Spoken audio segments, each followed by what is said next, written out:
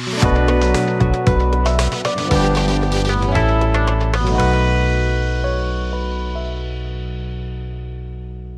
सेसनमा हामीले स्वास्थ्य र प्रविधिलाई जोडेर केही बहसहरू गर्नेछौँ। हामीसँग केही चर्चित र विज्ञ अनुहारहरू यहाँ हुनुहुन्छ। साथसाथै सरकारको तर्फबाट पनि यहाँ सर हुनुहुन्छ, उहाँहरूसँग हामी छलफल गर्नेछौँ। र यसको लागि टोन सेटिङको काम सञ्जयजीले गरिसक्नु भएको छ। उहाँले निराशा कति कुरा गर्ने, बिग्रियो कति कुरा गर्ने भनेर हामीसँग भएको सम्भावनालाई देखाएर जानुभएको छ। अबको यो सेसनमा हामीले दुई तीनटा कुरालाई पृष्ठभूमिमा राखेर, जस्तै स्वास्थ्य आधारभूत अधिकार हो, स्वास्थ्य उपचार नपाएर आजको युगमा पनि कोही मर्नुपर्ने वा पीडित हुनुपर्ने भन्ने कुरा कमसेकम त्यो स्वीकार्य नहुने जस्तो विषय हो त्यो। तर यति भनिरहँदा अहिले पनि हामीसँग पर्याप्त चुनौतीहरू छन् र ती चुनौतीलाई चिन्नलाई प्रविधि ल्याउने र त्यो प्रविधिमा टेलिमेडिसिन र डिजिटल हेल्थ टेक्नोलोजीलाई कसरी प्रमोसन गर्ने भन्ने बारेमा हामी बहस गर्नेछौँ। र त्यसका लागि हामीसँग एकदमै सफल काम गरिरहेको बैलपाटा अस्पतालबाट पनि डाक्टर साहब हुनुहुन्छ। साथसाथै यो क्षेत्रमा एकदमै पिछडिएका वर्गका जनतालाई सेवा दिइरहनु भएको डाक्टर साहब नवराज केसी पनि हुनुहुन्छ। त्यसै गरी टेलिमेडिसिन सोसाइटीकै अध्यक्षज्यू पनि हामीसँग हुनुहुन्छ भने विश्व स्वास्थ्य सङ्गठनबाट पनि सर हुनुहुन्छ। र त्यसो हुनाले चाहिँ क्रमैसँग मैले यसलाई थोरै डिजाइन कसरी गरेको छु भन्दा पहिला अलिकति अनुभव सुनौँ, त्यसपछि हामी नीति र त्यसको बहसमा लागौँला भनेर म सुरुवात गर्न चाहन्छु डाक्टर अमुल सिंहबाट। जुन बैलपाटा धेरै चर्चा अघि नै उद्घोषकजीले पनि भन्नुभयो, चर्चित अस्पताल भनेर हामीले पनि पढिरहेको सुनिरहेको, मैले नदेखे पनि बैलपाटा चाहिँ चिन्छु, पढेर सुनेर हेरेर भनौँ न। त्यसो हुँदाखेरि तपाईँले त्यसमा यो टेलिमेडिसिनको जुन अहिले इम्प्लिकेसन भइरहेछ, तपाईँले त्यसमा काम गरिरहनु भएको छ, आफ्नो अनुभव छोटोमा भनिदिनु। हस्, धन्यवाद सर। बैलपाटा अस्पतालमा हामीले टेलिमेडिसिन चाहिँ भन्दा पनि हामीले यो इलेक्ट्रोनिक मेडिकल सिस्टम जुन अघि नै हाम्रो सञ्जय सरले नि प्रेजेन्ट गरेर जानुभयो, यो इन्टिग्रेटेड सिस्टम त्यसलाई चाहिँ प्रयोगमा ल्याइरहेको छौँ। यो भनेको चाहिँ कस्तो छ भन्दा अस्पतालमा आएका हरेक बिरामीहरूको प्रत्येक रेकर्ड्सहरू चाहिँ रेकर्ड हुने र त्यहीँनिर ल्याब इन्भेस्टिगेसनहरू र सम्पूर्ण अरू एक्सरेज इन्फर्मेसनहरू चाहिँ त्यही सिस्टममा आउने, यो चाहिँ हस्पिटल रेकर्ड सिस्टम भयो। त्यसै गरेर भनेको चाहिँ त्यसै गरेर अर्को भनेको चाहिँ कम्युनिटीको सिस्टम छ। कम्युनिटीको सिस्टम भनेको चाहिँ हाम्रो अहिलेको सबभन्दा बेस लेभलमा हाम्रो स्वास्थ्यकर्मी काम गरिराख्नु भएको चाहिँ कम्युनिटी हेल्थ वर्कर, हामीले स्वास्थ्य स्वयंसेविकाहरू भन्छौँ। सो उहाँहरूले चाहिँ यो डिजिटल सिस्टमलाई प्रयोग गरिराख्नु भएको छ। इन अ सेन्स कि उहाँहरू चाहिँ प्रत्येक घरमा भिजिट गर्नुहुन्छ अनि त्यहाँ भएका बिरामीहरू या त आमाहरू या त बच्चाहरूको बारेमा केही न केही स्वास्थ्य सम्बन्धित डाटाहरू लिनुहुन्छ र त्यसलाई चाहिँ त्यही सिस्टममा उहाँहरूले इन्ट्री गर्नुहुन्छ। जस्तै फर इक्जाम्पल एउटा भ्याक्सिनेसनकै कुरा गर्यो भने कुनै बच्चाले कतिवटा भ्याक्सिन कम्प्लिट गर्यो भनेर चाहिँ सामुदायिक स्वास्थ्य कार्यकर्ताले चाहिँ त्यो सिस्टममा हालिदिनुहुन्छ, ताकि त्यो इन्फर्मेसन चाहिँ त्यही बच्चा मानिलिउँ 15 महिनाको हुँदा चाहिँ अस्पताल कुनै बिरामी भएर आयो भने उसको इन्फर्मेसन चाहिँ त्यहाँबाट थाहा हुने भयो। सो यो चाहिँ कस्तो भन्दा अस्पताल र हाम्रो कम्युनिटी चाहिँ एउटा सिस्टमले इन्टिग्रेट गरेको छ। र अघि नै हाम्रो सञ्जय सरले प्रेजेन्ट गर्नुभएकोमै यही कुरालाई चाहिँ अब टेलिमेडिसिनसँग नै जोडेर इन अ सेन्स कि अब त्यसलाई चाहिँ डिफ्रेन्ट एप होइन कि एउटै प्लेटफर्ममा ल्याउन सक्यो र डिफ्रेन्ट विन्डो मात्र हुन सक्यो भने चाहिँ त्यसले चाहिँ बेस्ट आउटकम दिन्छ होला भन्ने एक्सपिरियन्स छ सर। हस्, थ्याङ्क यू। यसपछि म सिधै मेरो छेउमै यहाँ डाक्टर नवराज केसी छेउ आउन चाहेँ। हजुरको किताब पढेर प्रभावित नहुने धेरै कम होला। म यहाँहरू पढ्नु भएको छैन भने सुन्नेको मूल्य पढ्नु हुन अनुरोध गरेँ यहाँबाट। यो प्रचार चाहिँ होइन, अनुरोध हो। र तपाईँको किताब पढ्दाखेरि पनि त्यो जुन भावनाहरू तपाईँले त्यो व्यक्त गर्नुभएको छ त्यो भनेको हामी अहिले पनि निकै दयनीय अवस्थामा छौँ भन्ने चाहिँ बुझिन्छ त्यसबाट पनि कतिपय सेक्टरमा। भनेपछि अन्य प्रदेशको तुलनामा कर्णाली प्रदेशमा चाहिँ यो तपाईँको अनुभवमा हेर्दाखेरि स्वास्थ्यको यो अवस्था र प्रविधिको आवश्यकतामा चाहिँ कस्तो छ? धन्यवाद प्रश्नको लागि। सबैभन्दा पहिला चाहिँ टेलिमेडिसिनको कुरा गर्दाखेरि चाहिँ मलाई के लाग्छ भने अघि सञ्जय सरको प्रेजेन्टेसन हामीले जति पनि अघि डाक्टर साहबले जति पनि कुरा भन्नुभयो, टिप अफ द आइसबर्ग भन्छौँ नि हामीले, माथि देखिने टुप्पो, हिउँको टुप्पो सानो देखिन्छ तर तल चाहिँ एकदमै ठुलो आइसको एकदमै ठुलो ढिक्का चाहिँ हामीले देखिरहेका हुँदैन भनेर तपाईँले किताबको अलिकति सम्झना दिलाउनु भयो। कुसेको एकजना म्यामले अघि प्रश्न पनि सोध्नु भएको थियो। एकजना कुसेको हजुरआमाले एउटा बच्चालाई उपचार गर्न म भएको ठाउँमा ल्याउनु भयो होइन। अनि ल्याइसकेपछि उहाँको बच्चालाई दम रोग थियो अनि लामो समयसम्म उपचार गर्दा गर्दा उसले उपचारै पाएको थिएन। अनि यहाँ आएर उसले उपचार गरिसकेपछि 2 दिनमै ठिक भयो। तर विडम्बना के भयो भने उसलाई अब हप्तामा वा महिनामा एकचोटि आउनुपर्ने भयो। अनि यो कुरा मैले सुनाएपछि त्यो हजुरआमाले चाहिँ के भन्नुभयो भने, हेर बाबु घरमा कोही छैन, म मात्रै हो, यही नाति हो 2 जना, मेरो कान्छो छोरो चाहिँ कोरियामा छ, उसँग मैले कोरियामा जसरी कुरा गर्छु तिमीसित पनि त्यस्तरी कुरा गर्न किन सक्दैन भनेर भन्नुभयो कि। त्यसपछि जुन कुरा यो दुनियाँका एकदमै ठुला आइटी कम्पनीहरूले सोच्न सकिरहेका छैनन्, जुन कुरा हाम्रो मन्त्रालयमा बसेर म विद्वान छु भन्ने सचिवहरूले सुन्न सकिरहेका छन्, र जुन कुरा हामी जस्ता पढे लेखेका भन्ने डाक्टरहरूले सोच्न सकेका छैनन्, कसैको त्यो आमाले चाहिँ मलाई सम्झाइदिनु भयो कि बुझाइदिनु भयो। त्यसपछि मैले उहाँलाई आफ्नो नम्बर दिएँ र उहाँले कोरियामा बसेको आफ्नो छोरोसँग जसरी कुरा गर्नुहुन्छ, सुर्खेतमा बसेको डाक्टरसित पनि त्यसरी नै कुरा गर्नुहुन्छ। वर्षको एकचोटि मात्रै सुर्खेत आउनु पऱ्यो कि। खास टेलिमेडिसिन भनेको यो कुनै एक्सपर्ट कम्पनीलाई सफ्टवेयर बेच्नको लगाइदिने प्लेटफर्म पनि होइन। मन्त्रालयमा बसेर प्रत्येक वर्ष नयाँ सफ्टवेयर किनौला भनेर बस्ने कर्मचारीहरूको खाने ठाउँ पनि होइन त्यो। र यसलाई भाषण दिएर चाहिँ भोट मागौला भन्ने नेताहरूको त्यो भावना पनि यसले चाहिँ बन्न दिनु हुँदैन। वास्तविक टेलिमेडिसिन भनेको एउटा बिरामीले आफूसित जे प्रविधि छ त्यही, एकदमै महँगो सफ्टवेयर होइन। व्हाट्सएप छ भने व्हाट्सएप, फेसबुक छ भने फेसबुक, भाइबर छ भने भाइबर, उसलाई जे चलाउन आउँछ त्यही, चलाउन आउँदैन भने फोन। त्यसको प्रयोगबाट आफ्नो नजिकको स्वास्थ्यकर्मीलाई वा आफूले चिनेको स्वास्थ्यकर्मीलाई फोन गर्ने र डाक्टरले बिरामीलाई छुनु नपर्ने जति पनि रोगहरू छन्, जस्तो कि हामीले मेन्टल हेल्थको एउटा भिडियो हेऱ्यौँ, छालाको रोग हुनसक्छ, यस्ता रोगहरूको उपचार गर्ने विधि वास्तवमा टेलिमेडिसिन हो। त्यसैले कर्णालीमा यसको चाँजो पाँजो मात्रै हामीले मिलाउन सक्यौँ भने कर्णालीमा अघि हजुरले भने जस्तो ठुलो समस्या पार लाग्छ।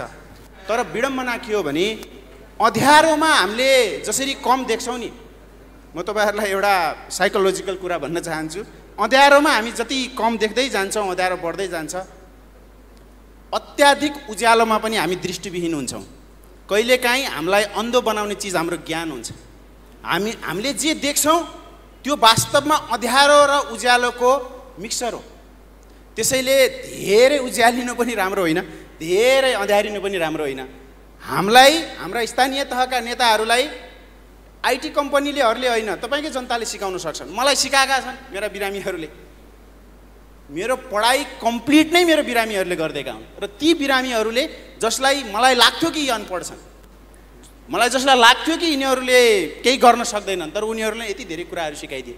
त्यसैले मेरो विचारमा वास्तविक टेलिमेडिसिन भनेको चाहिँ कसरी आफ्ना जनतालाई स्वास्थ्यकर्मीसित त्यहाँको सर्वसुलभ थोरै खर्च, नयाँ धेरै खर्च नगरेर जोड्ने प्रविधि नै टेलिमेडिसिन हो। र यो कर्णालीमा हजुरले भने जस्तै सर, कर्णालीमा अति आवश्यक छ।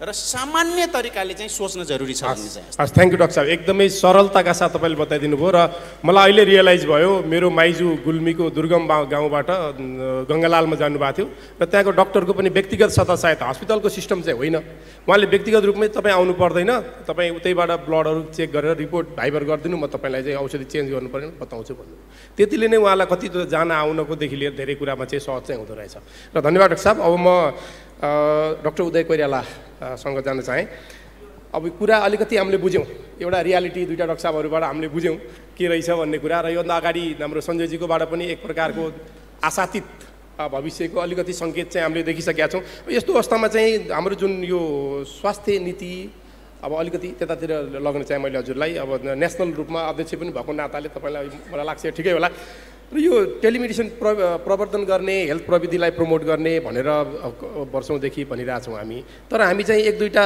उदाहरण बैलपाटा भन्दा अन्त जान नसक्ने भर्खरै कान्तिको चाहिँ हुन नसक्ने भनेपछि यो नीति आउने तर हामी काम नगर्ने कहाँनिर चाहिँ यो समस्या हो हाम्रो हस् धन्यवाद अहिले नवराज सरले एकदमै सजिलो सरल भाषामा चाहिँ बुझाइदिनु भयो टेलिमेडिसिन है हामीले यो भिडियो पनि हेऱ्यौँ वास्तवमा टेलिमेडिसिन हामीले प्र्याक्टिस गरि नै रहेछौँ हरेक दिन हरेक क्षण तर जब त्यसलाई चाहिँ सरकारको रूपमा जान्छ नीतिको रूपमा जान्छ त्यहाँ धेरैजनाको चाहिँ चासोहरू भित्रिने रहेछ त्यो हामीले पनि महसुस गरेको कुरा हो र चासो एउटा कुरा छ र जुन पनि यस्तो खालको डिजिटल अथवा टेलिमेडिसिनको भेलाहरू हुन्छ त्यहाँ मैले डाक्टरहरू एकदमै कम देख्छु उहाँहरूले नबुझेर हो समय नभएर हो वा अब इच्छाशक्ति नभएर हो जब इच्छाशक्ति हुँदैन त्यहाँ चाहिँ यो काम अगाडि बढाउन पनि एकदमै गाह्रो हुन्छ र त्यसमा चाहिँ नीति एक थरी बनिन्छ कति नीति चाहिँ वास्तविकतामा रहेर बन्दैन वास्तविकमा कसरी अगाडि बढ्ने कसरी त्यो चाहिँ किनभने यसमा लिडरसिप भनेको चाहिँ हेल्थले नै गर्नुपर्छ टेलिमेडिसिनमा नीतिको यो बनाउने भन्ने कुरा चाहिँ वास्तवमा डक्टरले नै बताउनु पर्छ जस्तो लाग्छ र त्यसमा हाइवे बनाइदिने काम जुन छ हैन टेक्निकल्ली त्यसलाई चाहिँ साउन्ड बनाइदिने काम चाहिँ हाम्रो आइसिटीको साथीहरूले गर्नुहुन्छ त्यस्तो खालको नीति बन्न सक्यो भने चाहिँ बल्ल यो साँच्चीकै सबैले प्रयोग गर्न सक्ने हुन्छ युजर फ्रेन्डली हुन्छ भनेर हामीले चाहिँ बार बार भनिरहेछौँ त्यही भएर यसमा चाहिँ नेतृत्वमा चाहिँ कमसेकम मेडिकल फिल्डको नै हुनुपर्छ डक्टर नै जसले अलिकति समय त्यही ठाउँमा जस्तो कर्णालीको नीति बनाउनु पर्ने भने कर्णालीको नै डक्टरहरू अगाडि आउनु पर्यो त्यो भयो भने मात्र वास्तविक रूपमा त्यो नीति बन्छ अहिले सरकारको नीति बनेको छ मैले अब टेलिमेडिसिन गाइडलाइन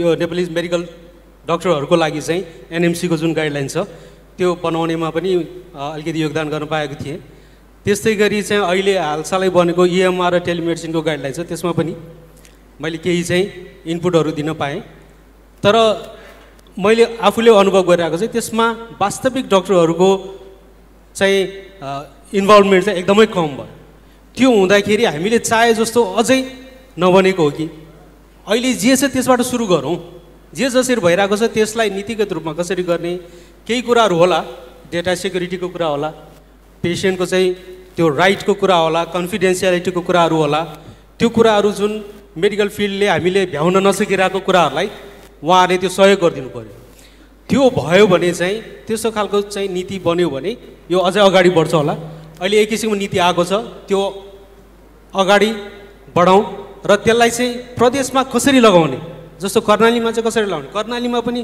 हरेक जिल्लाहरूमा हरेक पालिकाहरूमा त्यसले चाहिँ आफ्नै हिसाबले चाहिँ त्यसलाई फेरि परिमार्जन गर्न सकिन्छ त्यो गर्दै गयो भने चाहिँ हामीले अहिले चलिरहेकै पाइलाहरू अगाडि बढायौँ भने चाहिँ हामी कतै पुगिन्छ नत्र यो डिजिटल चाहिँ के हुने रहेछ भने हरेक वर्ष अपडेट हुँदै जान्छ हरेक 4 महिना 8 महिना 1 वर्षमा नयाँ फेरि एकजनाले आइदिन्छ एआई पो चाहियो भनिदिएला अर्कोले नयाँ टेक्नोलोजी चाहियो भनिदिएला हामी कतै पुगिँदैन भने अहिले जे छ त्यसबाट हामी सुरु गरौँ र चाहिँ त्यसमा पुरा गर्नुपर्ने कुराहरू अगाडि बढौँ त्यो गऱ्यो भने अगाडि बढिन्छ जस्तो लाग्छ हस् हस् थ्याङ्क यू भेरी मच र म यसपछि हाम्रो विश्व स्वास्थ्य सङ्गठनबाट प्रदीप शर्मा जान चाहन्छु यो सुन्यौँ हामीले 3टा डाक्टर साहब कुरा सुनिसकेपछि अब अलिकति फेसिलिटेसनको रोलमा भनौँ न प्राविधिक सहयोगको क्षेत्रमा अलिकति WHO ले काम पनि गरेर हुँदा यो कर्णालीको यो डिजिटल हेल्थको जुन अहिले हामीले चर्चा गरिरहेको छौँ यो सेवा विस्तार र प्रवर्तनको लागि चाहिँ एउटा कुनै सिस्टम त चाहिएला नि त हामीलाई एउटा प्रणाली चाहिएला नि त यतिकै आउट अफ ब्लू केही रूपमा डाक्टर साहबहरूले गरेका इन्डिभिजुअल केसहरूलाई नै एक्सपान्ड गर्न सकिने सम्भावना कतिको छ अथवा एकीकृत रूपमा कर्णालीलाई छुट्टै खालको त्यस्तो कस्तो सिस्टम चाहिँ तपाईँ आवश्यक देख्नुहुन्छ? सरलाई एकदमै धन्यवाद। बेसिकली अब हामीले टेलिमेडिसिनको कुरा गरिरहँदाखेरि चाहिँ डिजिटल हेल्थमा पछिल्लो चरण अथवा स्वास्थ्य सूचना प्रणालीमा जुन प्र्याक्टिस जुन अभ्यास हामीले गरिरहेका छौँ त्यसलाई हामीले एकपल्ट पुनरावलोकन गर्नुपर्ने अथवा त्यसलाई हेर्नुपर्ने अवस्था हुन्छ। अब लगभग स्वास्थ्यको क्षेत्रमा यति धेरै सङ्ख्यामा यति ठुलो डेटा हामीले प्रयोग गर्छौँ कि सायद स्वास्थ्य क्षेत्रभन्दा अरू क्षेत्रमा हामी त्यति ठुलो तथ्याङ्कहरूको प्रयोग कमै गर्छौँ कि भन्ने लाग्छ। र सँगसँगै स्वास्थ्य यस्तो क्षेत्र पनि भएको छ कि प्रायः सो नयाँ नयाँ इनोभेसनहरू नयाँ नयाँ सूचना प्रविधिहरू आउने बित्तिकै स्वास्थ्य क्षेत्रले त्यसको सुरुवात गरिहाल्ने अथवा त्यसलाई जनताको हितमा ल्याइहाल्ने अथवा केही नयाँ इनोभेसन सुरुवात गर्ने भन्ने एउटा प्र्याक्टिस हामीले देखिरहेका पनि छौँ। जस्तो कि सूचनाको कुरा गर्दाखेरि डिजिटल इन्फर्मेसन सिस्टमको चाहिँ स्वास्थ्य क्षेत्रमा लामो एउटा इतिहास पनि छ। खास गरी अब हेल्थ सिस्टमका जुन 5-6वटा जुन हाम्रा जुन बिल्डिङ ब्लक्सहरू छन् ती बिल्डिङ ब्लक्सहरूभित्र रहेर हामीले टेलिमेडिसिनलाई स्ट्रेन्थेन गर्नुपर्ने आवश्यकता छ। जस्तो अब कहिले हामीलाई के लाग्छ भनेदेखि टेलिमेडिसिन भन्ने बित्तिकै फरक विधा हो अथवा यो स्वास्थ्य सूचना प्रणाली अथवा यो बेग्लै सफ्टवेयर हो अथवा बेग्लै विषय हो भन्ने कहिले हामीलाई त्यस्तो पनि लाग्छ। तर सूचना प्रविधिको एउटा अङ्ग अथवा यो जुन अहिले हामीले पछिल्लो चरणमा इलेक्ट्रोनिक हेल्थ रेकर्ड अथवा EHR अथवा EMR जुन भनिरहेछौँ त्यसैको एउटा अभिन्न अङ्गको रूपमा हामीले टेलिमेडिसिनलाई लानुपर्ने हुन्छ। जुन अहिले सञ्जय सरले भन्नुभएको थियो हामीले यसलाई कसरी इन्टरअपरेबल बनाउने भन्ने विषयमा उहाँले एकदमै ठुलो त्यो विषय पनि उठाउनु भएको थियो। र अहिले कर्णाली प्रदेश जुन हामी टेलिमेडिसिनको सुरुवात गरिरहेको अवस्था छ सम्भवतः हामी अग्रस्थानमै छौँ। तर कता कता यो टेलिमेडिसिन सुरु गरिरहँदाखेरि हामीले हाम्रो तर्फबाट अथवा प्रदेशको तर्फबाट अलिकति नीतिगत रूपमा अलिकति केही निर्देशिका बनाउने हामीले प्रयास पनि गऱ्यौँ। र अहिले नवरा डाक्टर साहबले सेयर गर्नुभएको थियो। डाक्टर साहबले एउटा कर्णाली केयरको एउटा ठुलो हामीलाई त्यतिखेर उहाँले सचेत गराउनु भएको थियो जसलाई हामीलाई इम्पावर गर्नुभएको थियो। हामीले कर्णालीले अब हामी डिजिटलाइजेसन अथवा टेलिमेडिसिनमा जानुपर्छ गाइडिङ डकुमेन्ट सायद गाइडिङ प्रिन्सिपल हामी त्यहीँबाट सुरुवात हुन्छ। र अहिले हामी लगभग 5-6 वर्ष हामीले टेलिमेडिसिन सुरुवात गरिसकेका छौँ। हामी त्यति धेरै हतोत्साहित हुनुपर्ने अवस्था पनि छैन। जुन हेल्थ सिस्टमभित्रका अथवा जुन प्रणालीगत विषयहरू छन् हामीसँग अहिले जुन इन्फर्मेसन म्यानेजमेन्ट सिस्टम छ हाम्रो लगभग 100% स्वास्थ्य संस्थाहरूले प्रतिवेदन इलेक्ट्रोनिक हेल्थ सिस्टम मार्फत गर्नुहुन्छ। त्यो हाम्रो एकदमै ठुलो उपलब्धि हो। र त्यही उपलब्धिलाई टेकेर अथवा त्यसैलाई हामीले टेलिमेडिसिनलाई हामीले त्यहाँ एड गर्न सक्यौँ भनेदेखि हामी एकदमै ठुलो उपलब्धिमा जान सक्छौँ। र अर्को अहिले हाम्रो बैलपाटाको डाक्टर साहबले पनि सेयर गर्नु जुन हाम्रो EHR चाहिँ हामीले बैलपाटाले सुरुवात गऱ्यौँ त्यसैको भर्सन पनि कर्णाली प्रदेशमा सुरुवात भएको थियो। र यसमा यो जुन हामीले EHR को EMR को हामीले कुरा गरिरहेछौँ यो संसारमा प्रयोग भइरहेको एउटा सिङ्गल जुन एउटा ओपन बेस सफ्टवेयर पनि अथवा जुन प्लेटफर्म पनि हो। यसले हामीलाई प्रयोग गर्न एकदम सजिलो पनि छ। यसलाई हामीले इन्टरअपरेबल बनाउनु पर्ने छ। र अर्को मुख्य विषयवस्तु रह्यो जनशक्तिको कुरो। कर्णाली प्रदेशमा विगतमा चाहिँ खास गरी टेलिमेडिसिन भन्ने बित्तिकै विशेषज्ञ स्वास्थ्य सेवा हो भन्ने किसिमको अलिकति हाम्रो त्यो बुझाइ पनि छ र पहिला हामीलाई त्यो किसिमको स्कुलिङ पनि भयो। र अहिले हामीसँग अहिले पछिल्लो चरणमा जाँदाखेरि आजभन्दा 20-25 वर्ष अगाडि टेलिमेडिसिनको सुरु पनि भइसकेको थियो कर्णाली प्रदेशमा। र त्यो र अहिलेको परिस्थिति हेर्दाखेरि हामीसँग प्रशस्त जनशक्ति त्यो किसिमको हामीसँग इन्फ्रास्ट्रक्चर हामी भवनहरू अथवा त्यो अवस्था त्यो सम्भावना हामी देखिरहेका छौँ। र अहिले हामीसँग 2टा हब हस्पिटल जस्तो कि कर्णाली स्वास्थ्य विज्ञान प्रतिष्ठान र प्रदेश अस्पताल 2टा हब हस्पिटल छन् भने अरू हामीसँग स्याटेलाइट अथवा स्पोक टाइपको हस्पिटलहरू पनि छन्। र हब हस्पिटलले स्पोक हस्पिटललाई सपोर्ट गर्ने र स्पोक हस्पिटलले चाहिँ नागरिकलाई जुन सेवाग्राहीलाई सेवा दिने त्यो प्रणालीमा हामी गयौँ भनेदेखि कर्णालीमा टेलिमेडिसिन अथवा टेलि कन्सल्टेसनको जुन सेवा छ यो एकदम प्रभावकारी हुनसक्छ भन्ने लाग्छ। हस्, थ्याङ्क यू सर। र अब म हाम्रो ब्रिक्स बहादुर साई सरसँग आउन चाहेँ र अघिको प्रदीप सरलाई सोधेकै प्रश्नलाई अलिकति त्यसैलाई इन्हान्स गर्दै अहिले हाम्रो जुन प्रणाली छ प्रादेशिक सरकारले यसमा हजुरले दुईवटा कुरा भनिदिनु। एउटा यो सिस्टमले कसरी काम गरिरहेछ हामीसँग भएको जस्तै प्रविधि नीति र जनशक्तिको हिसाबले चाहिँ हामी कहाँ छौँ ओभरअलमा। अर्को चाहिँ यो सङ्घीय सरकार र प्रादेशिक सरकार बिचमा यस सम्बन्धमा भएको समन्वयको बारेमा पनि थोरै प्रकाश पारिदिनुहोस्। धन्यवाद। यसको एउटा त अब हाम्रो यो सिस्टम अहिले कस्तो भइरहेको छ र अर्को समन्वयको पाटो दुईवटा प्रश्न गर्नुभयो र टेलिमेडिसिनको ब्याक टु हाम्रो डाक्टर नवराज केसीकै एउटा किसिमको चाहिँ हामी सुरुमा इनिसिएसन बसाइबाट जाने भने अझ त्योभन्दा ब्याक चाहिँ हामी 68 सालमा डाक्टर मिरमार शेर्पाले नेपालभरि नै टेलिमेडिसिन सेवा सुरु गर्नुपर्छ भनेर स्वास्थ्य सेवा विभागमा उहाँले पाटन हस्पिटललाई एउटा पाटन हस्पिटल सेन्टर बनाएर सबै जिल्ला हस्पिटल जोड्न खोज्नु भएको थियो। त्यो केही समयपछि अब त्यो प्रोजेक्ट फेल खायो। आफ्टर सङ्घीयता सुरु भइसकेपछि अब हामीले कर्णाली प्रदेशमा यसमा डाक्टर नवराजको पनि अब एउटा हामी गरौँ न त भनेर केही प्रारम्भिक बेसिक एक्सर्साइज चाहिँ सुरु गऱ्यौँ। त्यो बेला हामी टेलिमेडिसिन होइन सेलिमेडिसिन भन्यौँ हामीले। टेलिमेडिसिन किन अब फोन अघि डाक्टर नवराजले भने जस्तै अब भिडियो कल भएन भने फोनैमा गर्ने, वाट्सएपमै गर्ने, मेसेन्जरमै गर्ने भन्ने कुरा आयो। एउटा पोलमा त्यो कुरा भयो, एउटा वान पोल। अर्को पोलमा डाक्टर मिनमार कहाँ जाने भने भर्खर डाक्टर मिनमार र मेरो काठमाडौँ एयरपोर्टमा भेट भएको थियो। उहाँले चाहिँ टेलिमेडिसिन भनेको टोटल्ली सफ्टवेयर बेस्ड हुनुपर्छ, सफ्टवेयरमा सब केसहरू इन्ट्री हुनुपर्छ र ती भएका केस इन्ट्री भएका केसहरूलाई जिल्लाको डाक्टर र विशेषज्ञ डाक्टरको टिमले रिभ्यू गर्नुपर्छ।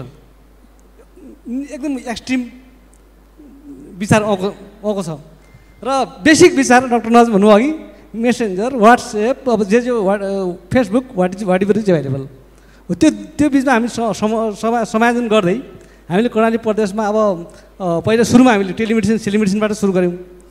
त्यसपछि हामीले बेसिक हाम्रो एउटा सिम्पल गाइडलाइन बनायौँ। त्यसपछि सङ्घीय सरकारबाट फेरि एउटा सङ्घीय सरकारको पनि स्वास्थ्य मन्त्रालयको गाइडलाइन आयो। त्यसलाई पनि आधार मानेर हामीले अलि अगाडि बढ्दै गयौँ। यतिखेरसम्म हाम्रो उ नै छ हामी टेलिमेडिसिन के अरे त्यो फेसबुक मेसेन्जर वाट्सएपमै छौँ। सफ्टवेयरको पाटोमा अझ हामी क्लियर भएका छैनौँ अझ होइन। अब त्यो वाट्सएप फेसबुक त मात्रै त त्यसले त क्वालिटी हेल्थ सर्भिस, टेलिभिजन भनेको क्वालिटी हेल्थ सर्भिस दिनलाई हो। हामी फेरि प्रदेश भनेको स्पेसलाइज सर्भिस दिने हो। प्रदेश हामी त विश्वकै सेवाको लागि बसेको निकाय हो। त्यसैले अब सफ्टवेयर चाहिन्छ नै भन्ने हिसाबले हामी सफ्टवेयरमा धेरै कन्फ्युज भयौँ। एउटा यहाँ पनि हामीले लोकल भेन्डरहरूसँग वार्ता गऱ्यौँ। दुईवटा महँगो पर्ने अघि भने चाहिँ भेन्डर लक सबै उनीहरूकै हातमा त्यो साँचो हुनु छैन सम्भावना भएको महँगो पर्ने हरेक वर्ष चाहिँ रिन्यू गरिरहनु पर्ने र अर्कोतिर हाम्रो नियमन निकाय अब भन्दाखेरि अब अख्तियारले पनि यो सफ्टवेयर पाटामा बढी चाहिँ आँखा चर्चा गरेको। त्यस्तो कन्डिसनमा हामी चाहिँ सफ्टवेयर किन्न चाहिँ सकेनौँ। सफ्टवेयर किन्नलाई प्रयास गऱ्यौँ तर महँगो भनिसकेपछि हामीले किन्न सकेनौँ। गत आवामा मात्रै हामीले प्रदेश संस्थालाई त ल तपाईँ आफै किन्नु नि त भनेर बजेटिङ गरेका थियौँ। उनीहरू पनि किन्न सकेन, सफ्टवेयर किन्न सकेन। र त्यही बेला एट द सेम टाइम एउटा WHO साउथ एसियाको आइटी हेर्ने डाक्टर कार्तिकेय हुनुहुँदो रहेछ। उहाँ आएर मन्त्रालयमा आइसकेपछि उहाँले ब्रिफिङ गरेपछि हामी क्लियर के भयो भने ओपन सोर्समै जानुपर्दो रहेछ, सफ्टवेयर चाहिँ ओपन सोर्समा जानुपर्दो रहेछ। अब त्यो ओपन सोर्समा हामीले अलरेडी EHR EMR गरिरहेका थियौँ। हरेक जिल्लामा electric medical recording, electric health recording गरिरहेका थियौँ। त्यसैमा फेरि टेलिमेडिसिन फङ्सन पनि इम्बेडेड छ भनेपछि हामीले अहिले पछिल्लो हामीले अब त्यही अहिले जुन EHR EMR गरेकै उसमा सफ्टवेयरमा आधार गरेर केही ट्राई गरिरहेका छौँ। अघि हाम्रो सञ्जयजीको प्रेजेन्टेसनमा आएको छ।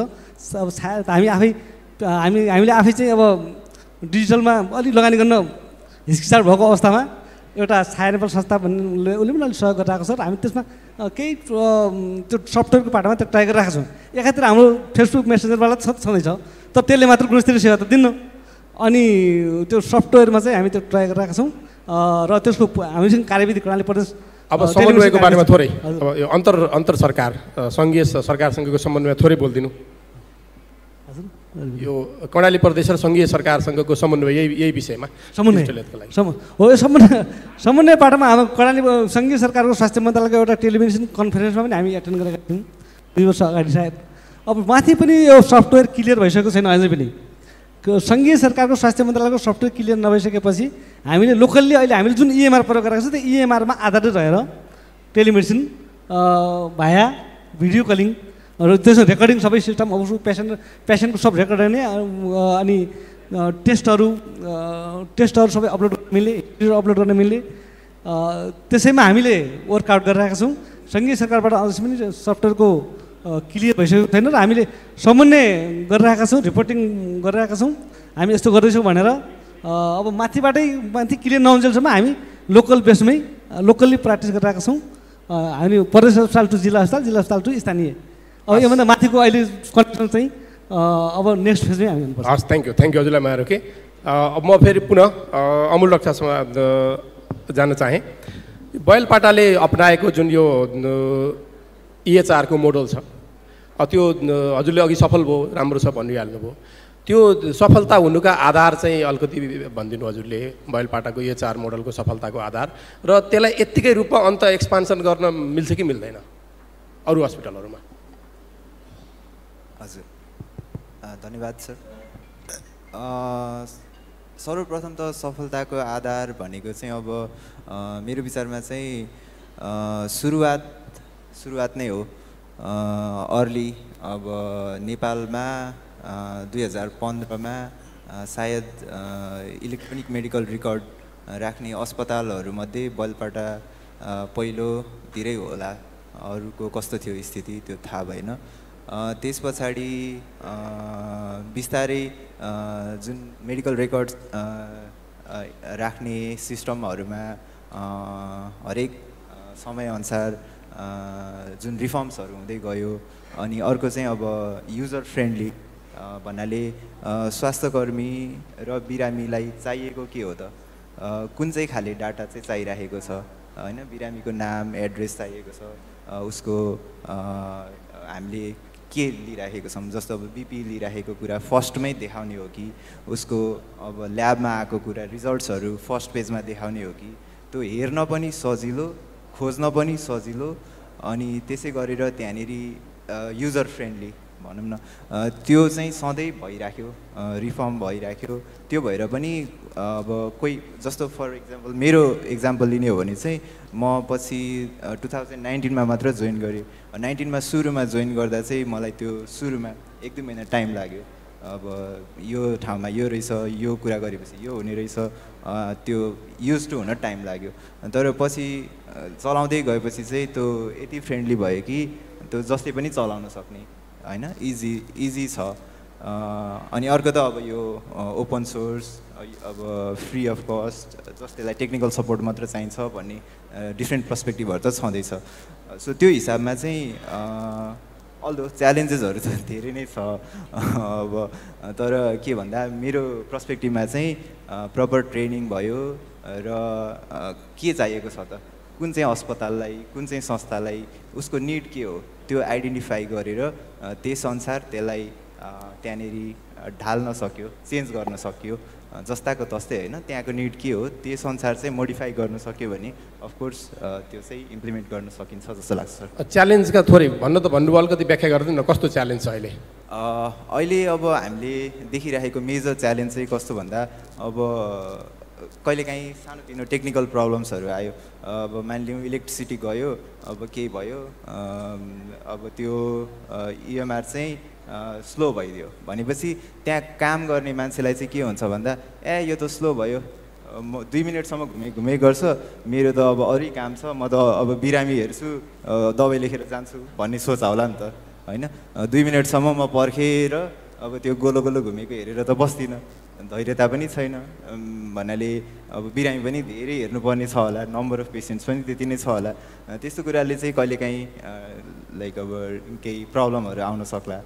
अर्को भनेको चाहिँ मैले देखेको चाहिँ अब मेजर हाम्रो त्यो कुरालाई एक्सेप्ट गर्ने एबिलिटी नै हो जस्तो लाग्छ।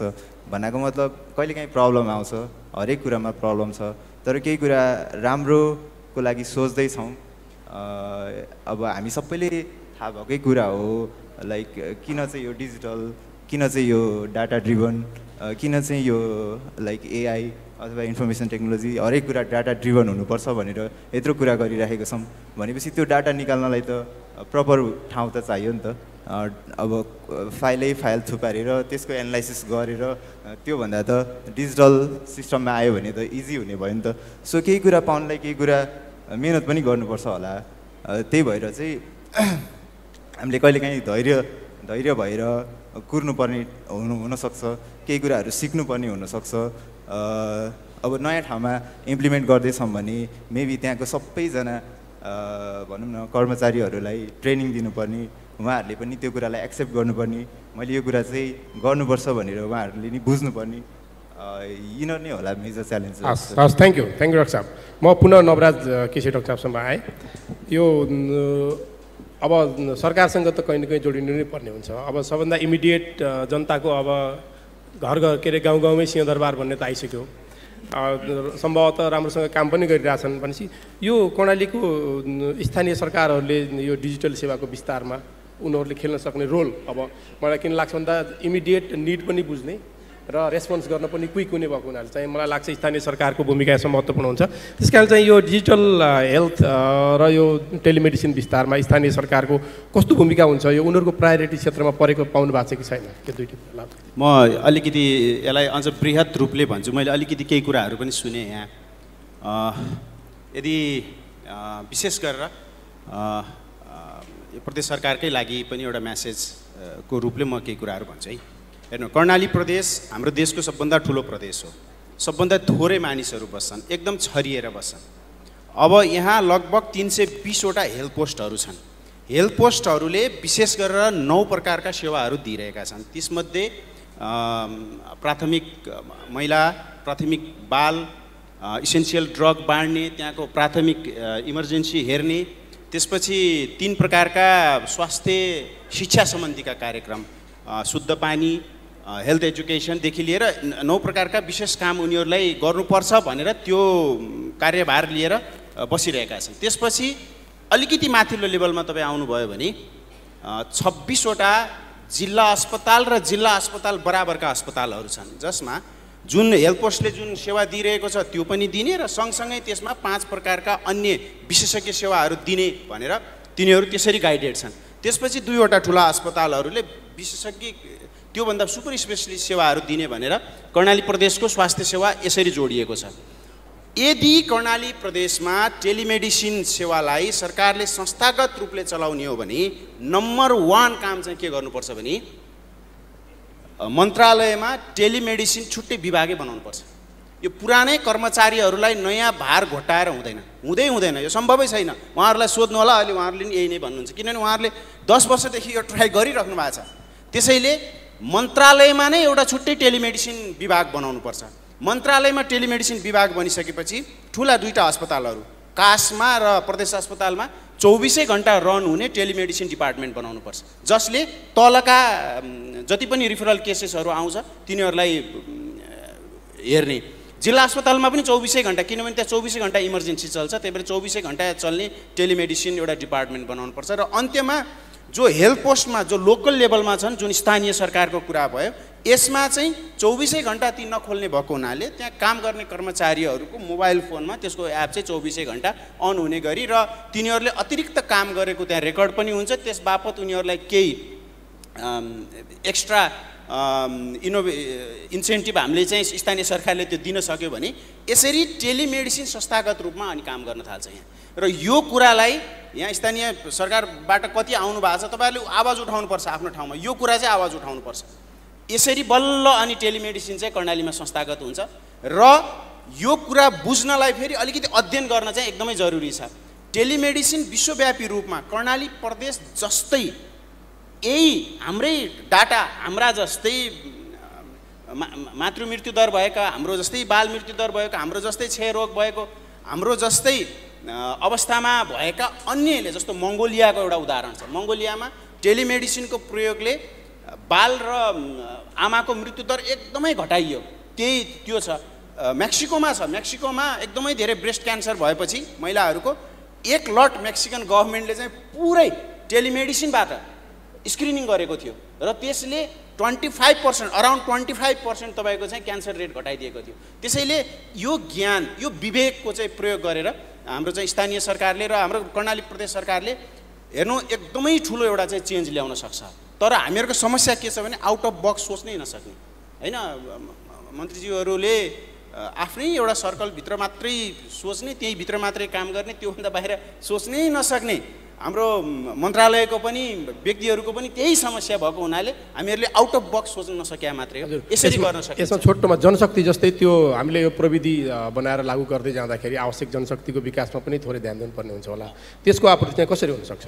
यहाँ जस्तो आइटीको धेरै एक्सपर्टहरू आउनु भएको छ, उहाँहरूलाई अनुरोध चाहिँ के हो भने नयाँ यो कुरा डेभलप गर्दाखेरि चाहिँ जस्तो मान्छेले त फेसबुक चलाइरहेछ नि त अहिलेसम्म, त्यो नयाँ पनि फेसबुक जस्तै होस् कि उसलाई त्यही एल्गोरिदम उसलाई त्यसरी नै चलाउनु। वाट्सएप चलाइरहेछ एकदमै नयाँ फेरि चलाउन नयाँ टाइपको चाहिँ भयो भने गाह्रो हुन्छ।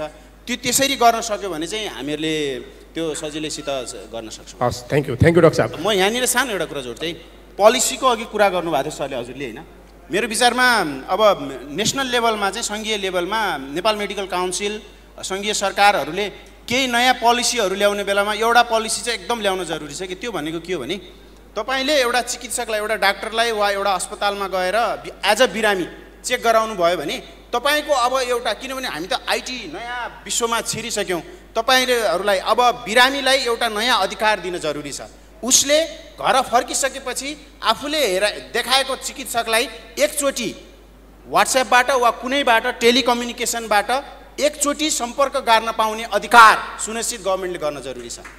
त्यसैले यो प्रकारको सोच हामीले राख्यौँ भने यसले स्वास्थ्य, त्यही भएर यो पोलिसीबाट सुरु हुन्छ कि यो काम चाहिँ त्यहाँबाट सुरु गर्नुपर्छ भन्ने एउटा मैले सानो फिडब्याक दिएँ। अरू पनि धेरै कुराहरू छन्। हुन्छ, हस्, थ्याङ्क यू डाक्टर साहब, धेरै गजब। यो चाहिँ मलाई पनि लागेको कुरा हो, यसले धेरै सहज बनाउँदो रहेछ। कमसेकम डक्टरसँग बिरामी इन्फर्मल कुराकानी हुन पायो भने खुल्न र थप समस्याको समाधानको बाटो खोज्न पनि त्यसले सजिलो बनाउँछ जस्तो देखिन्छ।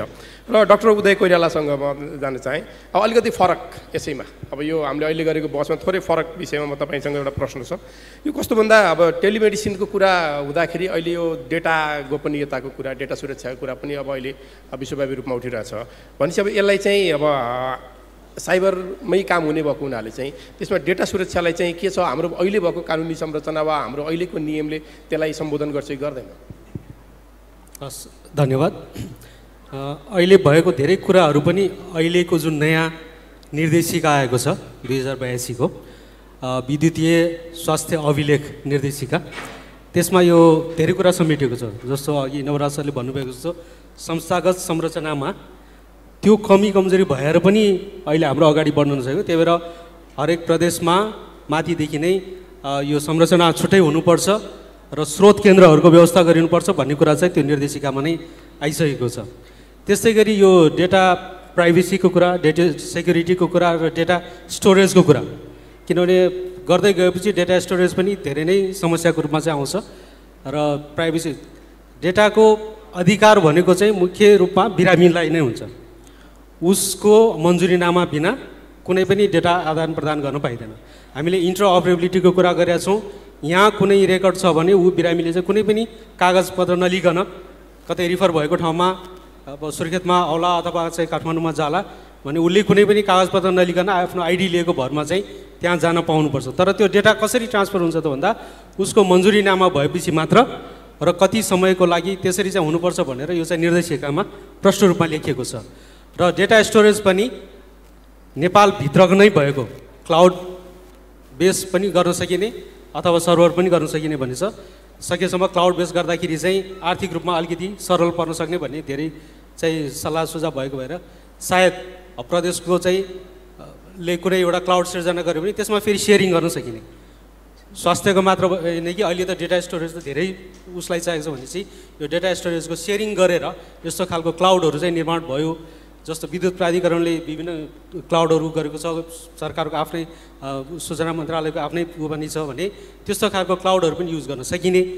तर रोल बेस्ड एक्सेस भनेको त्यो बिरामीको डाटामा चाहिँ कसलाई कुन डेटा चाहिएको, नेतृत्वलाई कुन डेटा चाहिएको, एग्रिगेटमा डेटा चाहिएला कुनै जाँचिरहेको डक्टर चिकित्सकलाई सम्पूर्ण रूपको चाहिँ डेटा चाहिएला, नर्सलाई आफ्नै किसिमको डेटा चाहिएला भने त्यो डेटा चाहिँ रोल बेस्ड एसेसमा चाहिँ हुनुपर्छ भन्ने खालको त्यो नीति नियम छ। र त्यसमा मेरो विचारमा आइसिटीको हाम्रो यति राम्रो एक्सपर्टहरू हुनुहुन्छ, उहाँहरूले यो डेटा सेक्युरिटी र डेटा प्राइभेसीको लागि चाहिँ त्यो राम्रो काम गर्न सक्नुहुन्छ भन्ने जस्तो लाग्छ। हस्, थ्याङ्क यू डक्टर साहब। अब म प्रदीप सरसँग आइपुगेँ। छोटोमा हजुरले यो डिजिटल हेल्थमा विश्व स्वास्थ्य सङ्गठन अब तपाईँ त्यसमा लामो समयदेखि आबद्ध हुनुहुन्छ र नेपाललाई प्राविधिक रूपमा सघाइ पनि रहेछ धेरै क्षेत्रमा। भनेपछि यो डिजिटल हेल्थमा चाहिँ विश्व स्वास्थ्य सङ्गठनले के कस्तो प्रकारको अहिले सपोर्ट गरिरहेछ र खास गरी अझै भन्दा कर्णाली प्रदेश सरकारसँग चाहिँ यहाँहरूको कस्तो सहकार्य र समन्वय भइरहेछ? हस्, धन्यवाद सर। यसमा चाहिँ हजुरले टेक्नोलोजी ट्रान्सफरको कुरामा केही प्रगति भएको छ भने पनि भनिदिनु होला। हजुर, एकदमै धन्यवाद। अब खास गरी विश्व स्वास्थ्य सङ्गठनले टेलिमेडिसिनको विषयमा अलि कुरा गर्दाखेरि अब यो हामीले टेक्निकल्ली विश्व चाहिँ आफैमा स्वास्थ्यको विषयमा लिड गर्ने संस्था भएको कारणले गर्दाखेरि ग्लोबल्ली नै अब 2005 देखि वर्ल्ड हेल्थ एसेम्ब्लीमा जुन डिजिटल हेल्थलाई जुन किसिमले इन्डोर्स गरियो त्यतिखेर जुन पास भयो, त्यसपछि अहिले 2022सम्म आउँदाखेरि टेलिमेडिसिनलाई डिजिटल हेल्थसँग जोडेर यसलाई कसरी स्ट्रेन्थन गर्न सकिन्छ भन्ने विषयमा ग्लोबल्ली, रिजनल र नेसनल रूपमा ठुलो कन्ट्रिब्युसन चाहिँ WHO को तर्फबाट भइरहेको अवस्था चाहिँ छ। र अब अहिले सरले भर्खर सेयर गर्नुभयो, हामीले एकीकृत सूचना प्रणाली अहिले सरकारले रिसेन्टली 2081 र 2000 भर्खर पास गरेको 2081मा पास गरेको जुन एकीकृत सूचना प्रणाली र त्यसमा टेलिमेडिसिनलाई पनि इन्टिग्रेसन जुन गरेको छ, त्यसमा WHO ले पनि त्यो किसिमको कन्ट्रिब्युसन त्यसलाई डेभलप गर्ने क्रममा त्यसलाई सहयोग गरिरहेको अवस्था चाहिँ छ। र अर्को चाहिँ खास गरी WHO ले दुईवटा कुराहरू, खास गरी जिल्ला लेभलको अस्पताल र जुन सङ्घीय जुन हब र स्पाइक भनेका छौँ हामीले, र हब हस्पिटलहरूले चाहिँ खास गरी अब कर्णालीको प्रसङ्गमा कुरा गर्दाखेरि हामीले रिसेन्टली अलिकति कर्णाली स्वास्थ्य विज्ञान प्रतिष्ठानलाई केही इक्विपमेन्टहरू उपलब्ध गराएको अवस्था पनि छ, हामीले त्यहाँ उपलब्ध गराएका छौँ। र त्यो अझ अलिकति फुल फ्लेजमा अथवा उहाँहरूले सञ्चालन गर्नुपर्ने, सेवा विस्तार गर्नुपर्ने आवश्यकता हामीले त्यहाँनिर देखेका छौँ। र अर्को सँगसँगै अब हामी प्रदेश लेभलमा बसिरहँदाखेरि प्रदेशलाई कन्ट्रिब्युसन गर्ने प्रसङ्गमा सङ्घीय विद्यमान स्वास्थ्य नीति र प्रदेश सरकारको पनि स्वास्थ्य नीति र रिसेन्टली हाम्रो स्ट्राटेजी पनि हामीले पास गरिसकेको प्रसङ्गमा त्यसको आधारमा जुन हामीले टेलिमेडिसिनलाई कसरी राम्रो बनाउँछ भन्ने विषयमा नीतिगत रूपमा सहयोग गरिरहेका पनि छौँ। र हामी के पनि अर्को अलिकति हामीलाई यो टेलिमेडिसिन सञ्चालन गरिरहँदाखेरि, यसमा काम गरिरहँदाखेरि दुई तिनवटा कुराहरूमा हामी अलिकति हामीले रिभ्यू गर्नुपर्ने हो कि भने जस्तो हामीलाई चाहिँ लागेको छ। तिनवटा कुराहरू खास गरी हामीले सुरुमा अलिकति सिचुएसनलाई एसेसमेन्ट गरेर हामीले अलिकति प्लान गर्न अलिकति हतार गऱ्यौँ कि, किनभने यसमा ठुलो लिट्रेसी पनि चाहिँदो रहेछ टेलिमेडिसिन सञ्चालन गर्नमा। सर्भिस प्रोभाइडरको लिट्रेसीको कुरा पनि हुँदो रहेछ र सर्भिस रिसिभर अथवा उपभोक्ता अथवा सेवाग्राहीको पनि एउटा लिट्रेसीको आवश्यकता हुँदो रहेछ। त्यसले गर्दाखेरि त्यसलाई अलिकति लिट्रेसी बढाउनुपर्छ भन्ने विषयमा हामीले पनि काम गर्ने अभ्यास गरिरहेका छौँ। र प्रदेशको हकमा हामीले जिल्लालाई कसरी स्ट्रेन्थन गर्न सकिन्छ, जिल्लालाई चाहिँ कसरी ह्युमन रिसोर्स चाहिँ कसरी हामीले रिटेन्सन गरेर त्यो जनशक्तिले अथवा विशेषज्ञ स्वास्थ्य सेवा दिन सक्छ भन्ने विषयमा प्रदेश सरकार र सङ्घीय सरकारसँग हामी समन्वयमा काम गरिरहेका छौँ। हस्, थ्याङ्क यू। र अहिलेसम्मको समराइज गर्दा हामी करिब अब अन्त्यता आउन लागेका छौँ र वृक्ष सरलाई प्रश्न सोधेपछि म अडियन्समा पनि आउँछु, नत्र तपाईँहरूमाथि अन्याय होला, मनमा केही खुल्दुली छन् भने हामी केही प्रश्न लिनेछौँ। र अहिलेसम्मको हेर्दाखेरि म के देखेँ भन्दा हामीसँग एउटा प्रकारको ग्राउन्ड तयार छ र हामीले केही मात्रामा गरेका अभ्यासहरू पनि सफल छन्, जसलाई रेप्लिकेट गर्न सकिन्छ, अरू ठाउँमा लिएर जान पनि सकिन्छ। र हामीसँग त्योमा काम गर्नका लागि मेडिकल र प्रविधि दुवैमा दक्ष जनशक्ति अहिले नै भएको अवस्था छ र त्यसलाई अलिकति एक्सपान्ड गऱ्यो भने अझै राम्रो हुन सक्ने पनि देखिने रहेछ। र साथसाथै यो नीति पनि राम्रा बनेका र एक्सनको मात्रै आवश्यकता। त्यसो हुँदाखेरि नीतिगत, प्रविधिगत अथवा जनशक्तिगत हिसाबमा हामी त्यति पछाडि चाहिँ होइन रहेछौँ, तर हाम्रो खासमा त्यसलाई क्रिया, हाम्रो जुन काम गर्नुपर्ने हो त्यसमा हुने सुस्तताले चाहिँ हामी अलि पछाडि परेको जस्तो, निराश भएको जस्तो चाहिँ बुझ्यो हाम्रो अहिलेसम्मको छलफलमा। र त्यसै हुनाले चाहिँ अघिको प्रस्तुतिमा र अहिलेको बहसबाट पनि आयो के भन्दाखेरि यो एउटा स्ट्रक्चर चाहिँ एउटा सलिड स्ट्रक्चर चाहियो र लिडरसिपलाई अलिकति ओरिएन्टेसन अझै आवश्यक छ तिनै तहका सरकारलाई भन्ने कुरा पनि हामीले सुन्यौँ। र यति सुनिसकेपछि अब म उहाँ सरकारको प्रतिनिधि पनि भएको हिसाबले बिर्क सरलाई मैले सोध्न चाहेँ, अब यो चुनौती चाहिँ छ फेरि, किनभने दुई तिनवटा कुरामा अघि हामीले हेऱ्यौँ, हाम्रो एकजना बहिनीले आक्रोश पनि व्यक्त गर्नुभयो, बिजुली छैन। बिजुली छैन भनेपछि प्रविधि छैन, किनकि प्रविधि त एनर्जी सपोर्टेड हो भनेपछि अर्को शिक्षा र साक्षरताको कमी पनि छ भनेपछि यस्तो अवस्थामा चाहिँ टेलिमेडिसिन लागू गर्नलाई तपाईँले देखेका चुनौती के हुन् र त्यसलाई समाधान गर्न चाहिँ प्रदेश सरकारले के गर्न सक्छ? धन्यवाद। त्यो चुनौती कुरा होइन, एउटा त अब बत्तीको पाटो भयो, अर्को नेटको पनि कति त्यसको रिक्वायरमेन्ट कति 5-6 MBPS भन्ने हुन्छ जिल्लामा, धेरै जसो जिल्लामा त्यो खालको ऊ छैन, क्यापेसिटी छैन। र अर्को डेडिकेटेड, वास्तवमा डेडिकेटेड टिम चाहिँ एउटा यसको हुनुपर्छ। त्यसो हामीले प्रदेश अस्पतालमा एउटा टिम त बनाएका छौँ, छुट्टै एउटा कक्ष, टेलिमेडिसिन कक्ष चाहिँ व्यवस्था गरेको छौँ। त्यसमा एकजना डक्टरलाई थप जिम्मेवारी, एकजना हाम्रो सञ्चालक र हाम्रो तर्फबाट जम्मा डेडिकेट 2टा हो। तर त्यहाँ एउटा आइटी अफिसर, हाम्रो सरकारको आफ्नै हामीसँग आइटी अफिसरहरू छैनन्। आइटीमा पनि 2-3टा इन्जिनियर चाहिँदो रहेछ, डेभलपमेन्ट इन्जिनियर, नेटवर्किङ इन्जिनियर, अर्को सफ्टवेयर इन्जिनियर, 2-3 थरीको इन्जिनियरिङ चाहिँदो रहेछ, त्यहाँ स्किलहरू चाहिँदो रहेछ। एउटा पार्ट त्यो भयो। अर्को रिजनल लेभलको, हाम्रो प्रोभिन्स लेभलको डाटा स्टोरेज, त्यसले सर्भरलाई ढिलो गरिदिन्छ। प्रदेश लेभलमा भयो भने त्यसले सर्भरलाई चाँडो बनाउँदो रहेछ। अब अहिले त हाम्रो त्यो स्टोरेज सर्भर चाहिँ प्रोभिन्स लेभलको सर्भर छैन, लोकल्ली एउटा सर्भर व्यवस्था गरेका छौँ।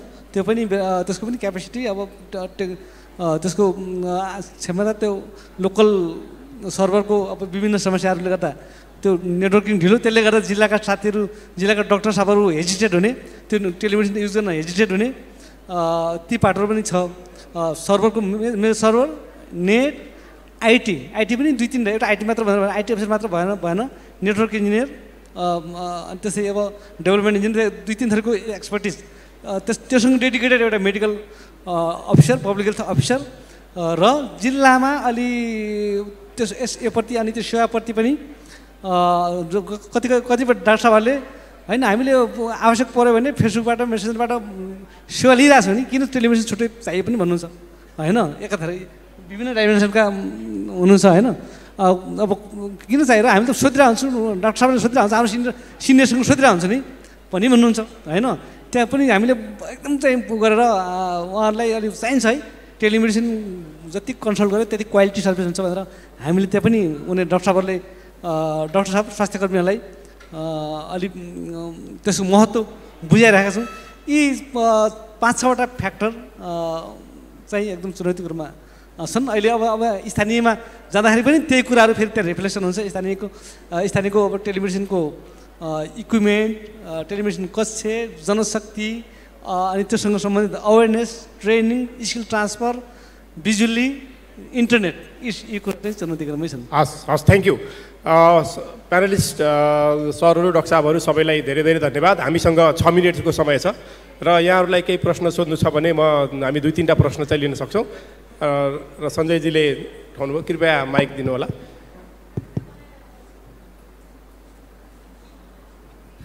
हेलो, धन्यवाद मोहन सर। मलाई चाहिँ अहिले सुनिरहँदाखेरि एउटा कन्टेक्स्ट चाहिँ एकदम क्लियर गर्नुपर्ने देख्यो। अनि यो क्वेसन चाहिँ टेलिमेडिसिन सोसाइटीको सरलाई, डाक्टर उदयलाई, यो अहिले ठ्याक्कै हामीले म आफै त्यही सेक्टरमा काम गरेर म पनि कन्फ्युज हुन्छु कि कहिले टर्मिनोलोजीमा कि हामीले ठ्याक्कै प्र्याक्टिस गरेको टेलिमेडिसिन हो कि टेलिकन्सल्टेसन हो। किनभने मैले बुझेअनुसार टेलिमेडिसिनको जुन इक्विपमेन्टको कस्ट चाहिँ फिजिकल हस्पिटल लेभलको इन्फ्रास्ट्रक्चर बनाउनु भन्दा महँगो पर्छ हामीले यसो मार्केटमा बुझ्यौँ भने। सो त्यो कारणले हामीलाई चाहिएको चाहिँ टेलिकन्सल्टेसन थ्रु जाने कि अहिले नै टेलिमेडिसिनको इन्फ्रास्ट्रक्चर लिएर जाने, यो अलिकति क्ल्यारिटी चाहिने देखियो एउटा। सेकेन्ड चाहिँ सोसियल मिडिया एपहरू युज गर्दा जुन डेटा सेफ्टी, प्राइभेसी, सेक्युरिटी, अन्त अल्गोरिदमहरूले सबै पुल गर्छ, त्यो हुँदाखेरि इजिली इन्टरनेटमा चाहिँ त्यो पेसेन्टको डेटाहरू जाने चान्स धेरै हुन्छ। डिजिटली इमेजको नहोला तर टेक्स्टमा भएको डेटाको चान्स बढी हुन्छ। अब यो इन्स्योर कसरी गर्ने, यो प्र्याक्टिसलाई कसरी बुझाउने, आई थिङ्क अब हजुर प्र्याक्टिसनर पनि भएको हिसाबले हजुरले बुझाउँदा राम्रो हुन्छ होला। म आइटी फेरि त्यति धेरै क्लिनिकल नबुझ्न। हस्, धन्यवाद। हस्, थ्याङ्क यू। हजुरलाई एकछिन रोक्यो डाक्टर साहब, अरू कसैको प्रश्न छ भने हामी एकैचोटि लिन्छौँ। छ कसैको? छैन ल, थ्याङ्क यू। हजुर हस्, त्यही यो टेलिमेडिसिनको यो बुझाइमा पनि फरक जस्तो लाग्छ। जस्तो पहिला हामी पोलिकम भनेर युज गर्थ्यौँ। पोलिकम चाहिँ एउटा डेडिकेटेड एउटा चाहिँ इक्विपमेन्ट हुन्थ्यो, त्यो भयो भने मात्र टेलिमेडिसिन चल्थ्यो र त्यो भएको ठाउँमा मात्र चल्थ्यो र बिरामी त्यो ठाउँमा नै पुगेर टेलिमेडिसिन चाहिँ गर्नुपर्ने हुन्थ्यो। र सुरुमा त्यो एकदमै महँगो पनि थियो, क्यामेरा स्पिकरदेखि लिएर सबै लिने हो भने एकदमै महँगो। तर अब अहिले हामीले यसरी बुझ्दै जानु पऱ्यो कि टेलिमेडिसिन भनेको EMR-को इलेक्ट्रोनिक मेडिकल रेकर्डको नै एउटा पार्ट हो, एउटा अङ्ग हो र हरेक हस्पिटलमा EMR राख्दाखेरि त्यसमा एम्बेडेड टेलिमेडिसिन पनि हुनुपर्छ, जसमा चाहिँ टेलिमेडिसिन भनेको चाहिँ के हो भने अब रेकर्ड, हेल्थ रेकर्डमा टेलिकन्फरेन्स एडेड भएको हो भने चाहिँ टेलिकन्फरेन्सको पार्टलाई एड गरेर जुनसुकै पनि हाम्रै इन्जिनियरहरू उहाँहरूले बनाउनुहुन्छ भने त्यसलाई हामीले एक्सेप्ट गर्नुपर्छ। हामीलाई यो होइन कि बाहिरबाटै बनाएको अथवा चाहिँ इम्पोर्टेड नै चाहिन्छ भने होइन, हाम्रो इन्जिनियरहरूले हामीले कमसेकम सहज रूपमा युजर फ्रेन्डली भएर हामीले सजिलोसँग बिरामीसँग चाहिँ कुरा गर्न सक्ने खालको चाहिँ भयो भने हामीले त्यसलाई चाहिँ एक्सेप्ट गर्नुपर्छ। र एक्सेप्टेबिलिटीको लागि चाहिँ मेरो विचारमा हेल्थ केयर वर्कर जसरी हामी जम्मा भएको छौँ त्यस्तै खालको चाहिँ हेल्थ केयर वर्करहरूमा पनि डिजिटल अवेरनेस चाहिन्छ। उहाँहरूले पनि यो डिजिटल हेल्थ भनेको के हो, टेलिमेडिसिन भनेको के हो भनेर एकदमै बुझ्न आवश्यक छ। उहाँहरूलाई हामीले अलि छोटोमा ऱ्याप अप गर्नु बोलाउँछौँ, त्यो टाइम दिन सकिरहनु भएको हुँदैन, टाइम दिनुभएको हुँदैन र चाहिँ सायद इच्छा शक्ति नभएर पनि होला। त्यही भएर हामीले कसरी उहाँहरूमा त्यो इच्छा शक्ति जगाउने त्यो पनि एकदमै महत्त्वपूर्ण छ। र डेटा सेक्युरिटीको कुरा जुन छ, प्राइभेसीको कुरा चाहिँ त्यति ठुलो इस्यु जस्तो लाग्दैन। जसरी हामी EHR-को चाहिँ डेटा प्रोटेक्सनको कुरा गर्छौँ, टेलिमेडिसिनमा पनि डेटा स्टोरेज चाहिँ गर्नलाई गाह्रो होला, डेटा एकदमै बढी, तर प्राइभेसी र सेक्युरिटी चाहिँ गर्न सकिन्छ। त्यही भएर मेरो विचारमा कर्णालीमा पनि एकाडेमिक हिसाबले पनि यहाँ चाहिँ सुरु हुनुपर्छ। मध्यपश्चिमाञ्चलमा पनि हेल्थ इन्फर्मेटिक्सको क्लास सुरु हुनुपर्छ। त्यो भयो भने चाहिँ awareness, digitalisation of the health care worker भयो भने धेरै कुराहरू समाधान हुन्छ। हस्, थ्याङ्क यू डक्टर साहब। र नवराज डक्टर साहबले पनि यस सम्बन्धमा थोरै बोल्छु भन्नुभएको छ। छोटो यो विषयमा म सानो एउटा कुरा राख्छु हजुरलाई। हामी सबैजनाले डाक्टरले बिरामीलाई चेक गर्ने आला त देखाएको छौँ होइन, स्टेथोस्कोप देखाएको छौँ। तपाईँहरूलाई थाहा छ आजभन्दा केही वर्ष अगाडि, केही एक्ज्याक्ट डेट चाहिँ मलाई थाहा भएन, त्यो आला हुन्थेन कि एउटा चिकित्सकले बिरामीको मुटु वा फोक्सो जाँच्नु पर्थ्यो भने यसरी टाँसिएर कानबाटै हेर्थ्यो। अनि अब एउटा पुरुषले महिलालाई जाँच्दाखेरि अलि असहज हुने भयो भनेपछि एकजना सायद इटलीको हुन् कि एकजना चिकित्सकले चाहिँ के गर्नुभएछ नि, सल्लाहको काठ हुन्छ नि, त्यो सल्लाहको काठलाई चाहिँ यतापट्टि एउटा पाङ्ग्रा, यतापट्टि एउटा पाङ्ग्रा, बिचमा छोटो काठ बनाएर सुन्ने सुरु गर्नुभयो कि, बुझ्नुभयो। अनि त्यसलाई चाहिँ फेरि अलिकति कन्डक्सन बढाउँदै गएर त्यो आला बन्यो। अहिले एउटा त्यो चेक गर्ने ब्लुटुथ जोडिएको पनि स्टेथोस्कोप छ कि, त्यसले के गर्छ भने मैले सुनेकोलाई रेकर्ड गर्छ र त्यसलाई थ्रु टेलिमेडिसिन अर्को ठाउँमा पुऱ्याइदिनु पनि सक्छ कि। सो त्यहाँ बसेर गङ्गालालमा बसेर यहाँको बच्चाको मुटु चाहिँ एकजना डक्टरले मजासाथ सुन्न सक्छ। त्यो विधि पनि आइसकेको छ। तर अङ्ग्रेजीमा एउटा भनाइ छ कि, के भनाइ छ भने हिँड्दै गर्ने बेला मात्रै बाटो देखिन्छ, नहिँड्दै त बाटै देखिँदैन। त्यसैले यो टेलिमेडिसिनलाई धेरै कम्प्लिकेट चाहिँ नगर्नुहोस् भन्ने मेरो अनुरोध छ। एकैचोटि हामीले एकदमै गरुङ्गा चाहिँ एकदमै स्ट्यान्डर्डहरू यिनीहरू बनाउन थाल्यौँ भने चाहिँ यसले फेरि हिँड्ने बाटो नै को ढोका पनि खोल्दैन। त्यसैले हाम्रो स्थानीय तहमा हामीहरूलाई चाहिने स्टार्टिङ पोइन्ट के हो हेरेर अनि डेफिनेसन त बदलिँदै जान्छन्, चेन्ज हुँदै जान्छन्।